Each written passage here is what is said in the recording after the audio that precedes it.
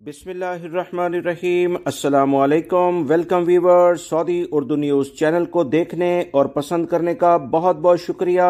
Saudi महकमा passport की जानिब से कहा गया कि वो तमाम गैर मुल्की अफराद जिनका कफील कंपनियां फाइनल एग्जिट का वीज़ा लगवाना चाहती हैं, इनके लिए लाजमी शर्त है कि पासपोर्ट में 60 रोज अभी बाकी हों। पासपोर्ट में अगर 60 दिन की वैलिडिटी नहीं है, यानी खत्म होने की मुद्दत बाकी नहीं है, तो किसी सूरत में खरूज नहाए, जिसे फाइनल एग्जिट वीजा कहा जाता है, नहीं लगेगा। फाइनल एग्जिट वीजा लग जाने के बाद गैर मुल्की अफराद को सऊदी अरब में जितने भी वाजबात हैं, अगर इनके नाम कोई गाड़ी है या दीगर इश्यूज हैं, कंपनी कफीलों से मामला तय करने हैं, इनसे वाजबात अगर लेने हैं, इन तमाम चीजों के लिहाज से हर सूरत में इन्हें फाइनल एग्जिट वीजे के बाद 60 दिन क्याम करना जरूरी है।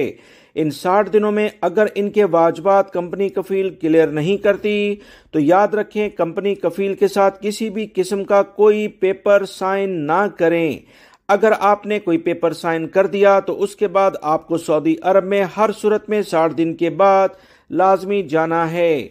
60 दिन से पहले इस फाइनल एग्जिट वीजे को कैंसिल कराया जा सकता है। अगर फाइनल एग्जिट वीजा खत्म हो जाए और कफील कंपनी दोबारा से अकामा तजदीद कराना चाहते हैं, तो 1000 रियाल जुर्माना इसका होता है।